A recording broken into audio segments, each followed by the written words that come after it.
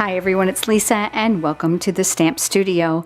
Today I'm going to show you how you can shade and get two tones of colors with your markers. Just prior to starting the video, I did use Memento ink with the stamp Blended Bloom. Of course, anything you have is going to work great. You'll need two markers that are closely related in color. So this one is Calypso Coral and this one is Watermelon Wonder.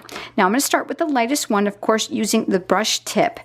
And I am just going to color in this flower. Now, I'm an outliner, which means I like to outline my images first and then color them in. But for the sake of the video, I'm going to go kind of quick here because I don't want to bore you watching me color.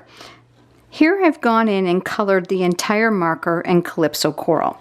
Now there's two ways you can do this. The first way is if you go over the same color again, it actually creates a darker area. So you can add highlights simply by adding them with your marker. So you can repeat an area. The great thing about these stamp sets is they do show you where the darker areas are supposed to be, just kind of by the sketching.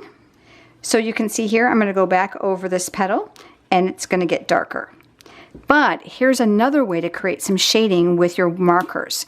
I'm going to switch over to the Watermelon Wonder using the brush tip again. So with the exact same concept, I'm going to go over these edges very simply, just creating an outline around them for some shading. Now that might not look too impressive because it's a small amount, but I've got something to show you in just a second. Same thing's going to go with the inside. This is Pear Pizzazz and I'm just going to cover the whole thing in Pear Pizzazz ink.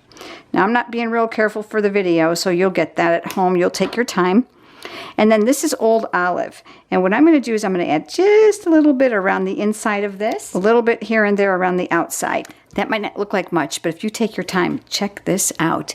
This is all done with your water-based markers.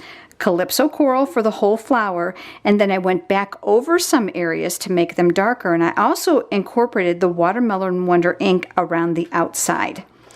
This one here is a combination of Pink Pirouette and Blushing Bride, and inside the center I use Daffodil Delight and So Saffron.